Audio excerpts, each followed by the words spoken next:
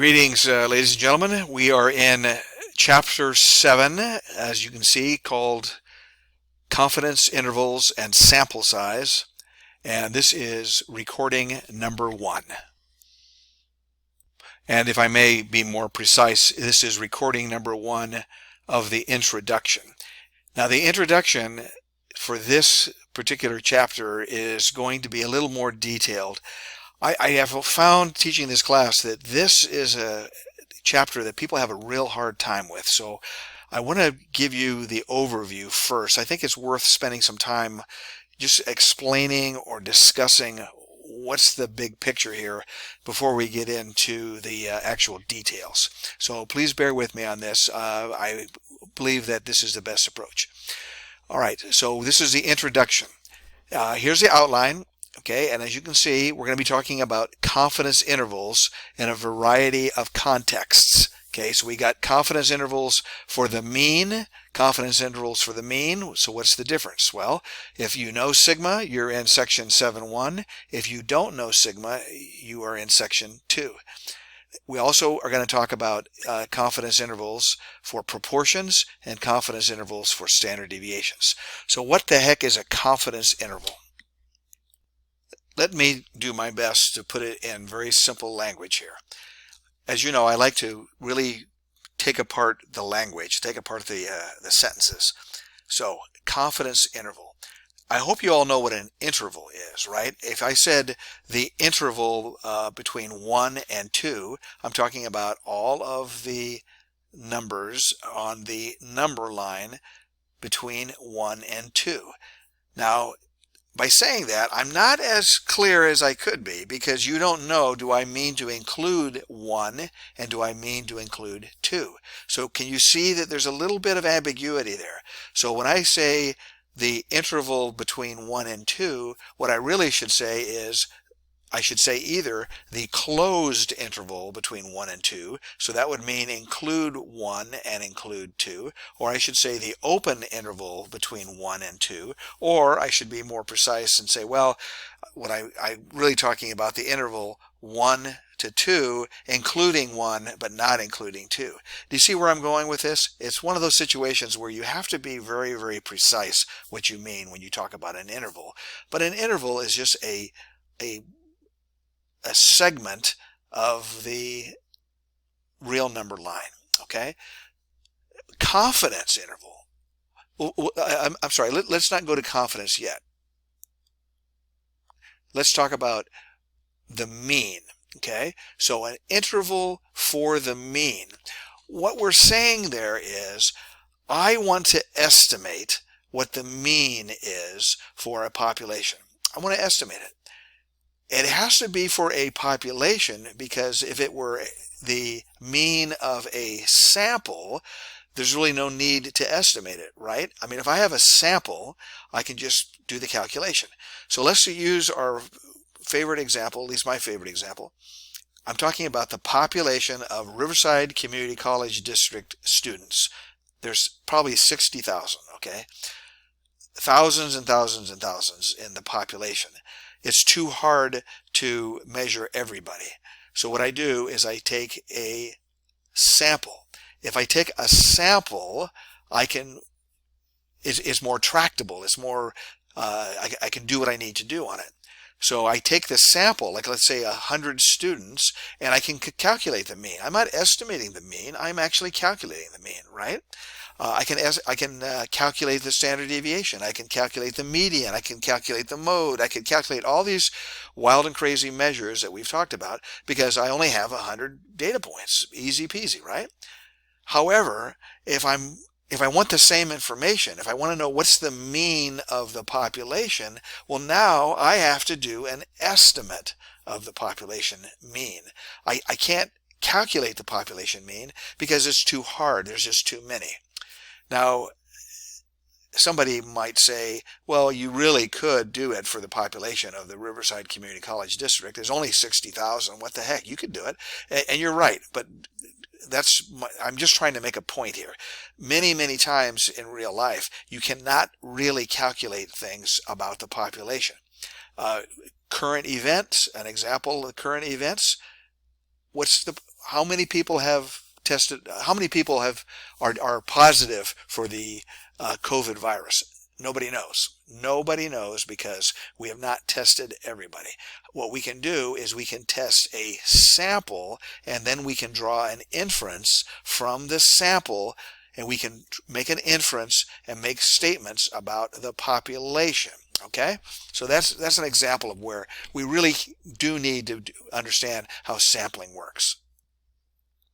Okay, so now let's talk about let's use the mean as an example here. So I want to know what my best estimate is of what the mean is for the population. So what I'm going to do is I'm going to draw a random sample from the population. I'm going to calculate what the mean is for that random sample, and then I'm going to use that mean, the mean of the sample, I'm going to use that as my estimate for what the population is. Or I'm sorry, what the population mean is. Okay? Everybody follow that? If I do it that way, that one point that I calculated, let's say, give me 1 second here.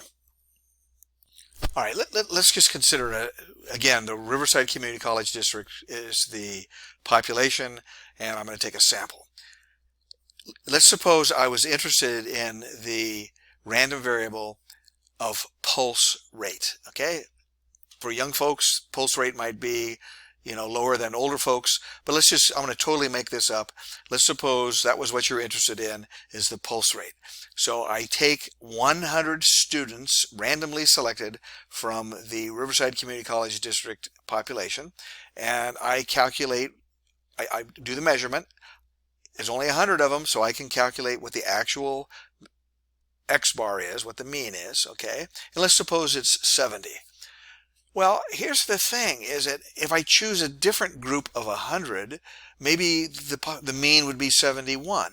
If now I pick another group, just by random chance, I might get another group that has a mean of 69. So it's one of those situations where if I take a sample and I take 1 point that I've measured, one data point, 1 X bar, okay, 1 X bar is my data point, and I get a 70, we call that a point estimate.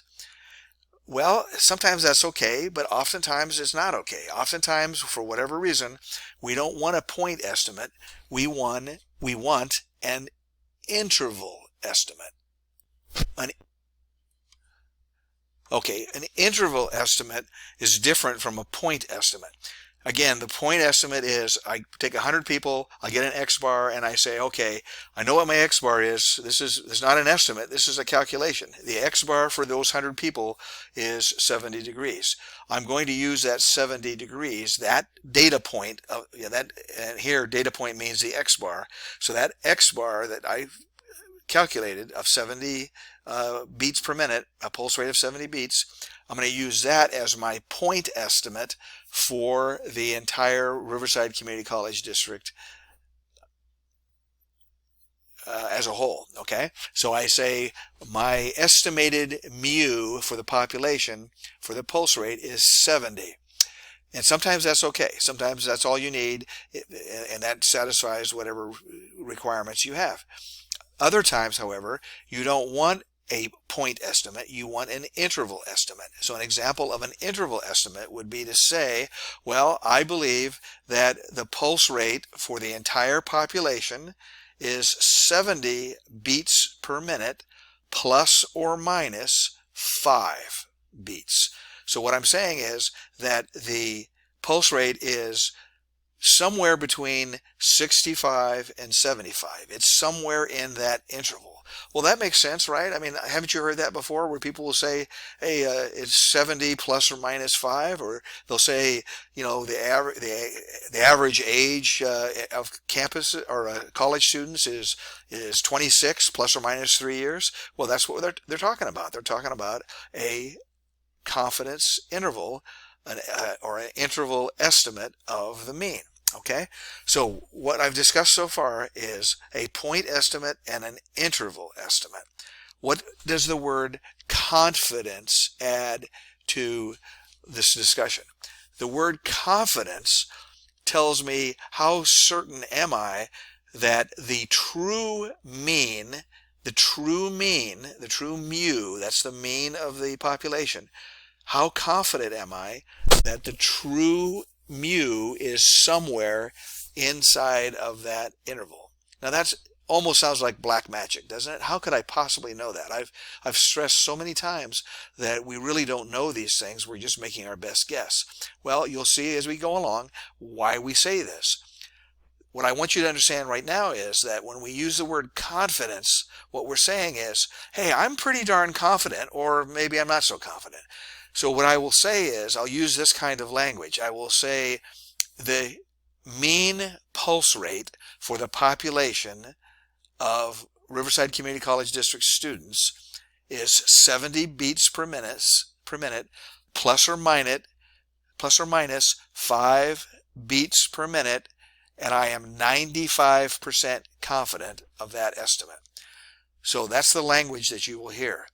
When I say I'm 95% confident, what I'm saying is, if I perform this exact experiment an infinite number of times, 95% of the time, I would be right. 5% of the time, I would be wrong. So that's what I mean when I say I'm 95% confident.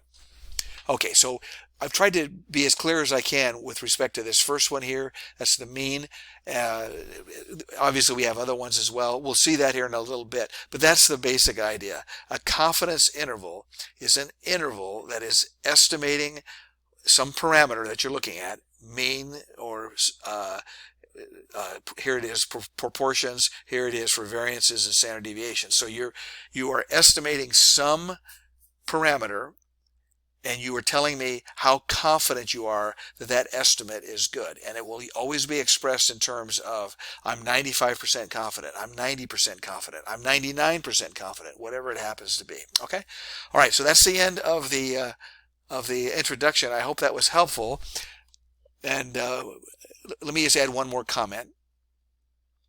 Okay, I've mentioned this before, but I want to really stress it on this chapter in particular.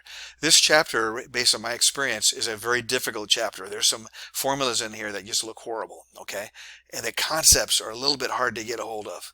So before you start working through the chapter, and before you start doing the any of the exercises or the chapter quiz, or working through the examples, I strongly urge you, go to the back of the book and read this summary.